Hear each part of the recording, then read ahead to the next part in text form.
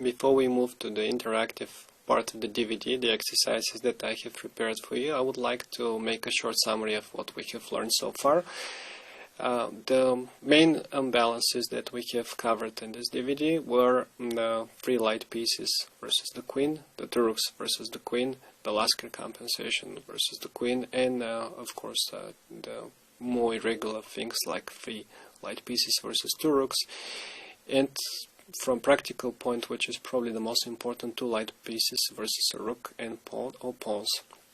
I try to cover the imbalances which are most often seen and which are very close to each other. Those that do not give immediate decisive advantage for either of the sides. Of course, some of the imbalances we couldn't cover in this DVD.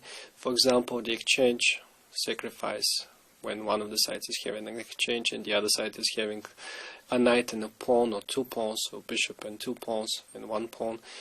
It's a very big subject. It's a subject of another DVD. For instance, Dr. Carsten Müller has such a DVD in the endgame only for the extra exchange. I recommend it to you to have a look at it. And Arit Ziegler has a DVD on the positional sacrifice of the exchange. We couldn't cover everything in only 4 hours or 5 hours. That's impossible. But let's summarize what we have learned here. First of all, the smaller parts, like it is here, the free light pieces, so the two light pieces versus rook, are usually prevailing in most of the cases if the conditions are right. And the conditions are right when these pieces have time to occupy good positions, and if these positions are well defended by pawns. So knights logically need outposts, but also the bishops, they also need outposts. Then the pieces have a chance to slowly build threats against the opponent's pawns in most of the cases. And the queen or the rook can hardly defend them because they are two valuable pieces. And the smaller parts can unite their efforts in one particular point and to win it. Contrary to that, the heavy pieces, the heavy parts, to put them this way, the queen, the rooks, they enjoy situations which are very close to the endgame. The closer to the endgame, the better for them, because they get open files and they have the chance to easily switch from one side to another, to operate from one side, from one flank to another. That's very easy for them. And they are also enjoying situations in which the pieces cannot show their potential, like those in which the pieces are loose or underdeveloped.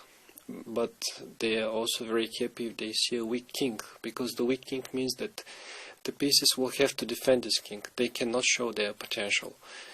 So open positions are great for the heavy pieces, and open spaces in general, open files. It doesn't really matter if we are talking about the queen or we are talking about rooks. The presence of pass pawns is very important for either side. The small parts also enjoy the passer because they easily support it and they easily unblock the blockading pieces in front, which is usually very valuable, like we have seen before. And the other thing is the heavy pieces also enjoy this because they have a chance to deflect the pawns, the smaller parts of the pieces, with the defense of that pawn, and they can easily organize attack on the other side of the board. So these are in brief the things. Don't forget that rook and a pawn are usually better than two light pieces in the end games, while in the middle game it is the other way around. The same with the other big parts. The smaller piece is usually better than the bigger one if the conditions are right, if the position is close and the pieces are occupying good squares. So this is it. This is in brief everything that we needed to learn. Now you can test yourselves in the exercises. Thank you for your attention and see you in the next DVD.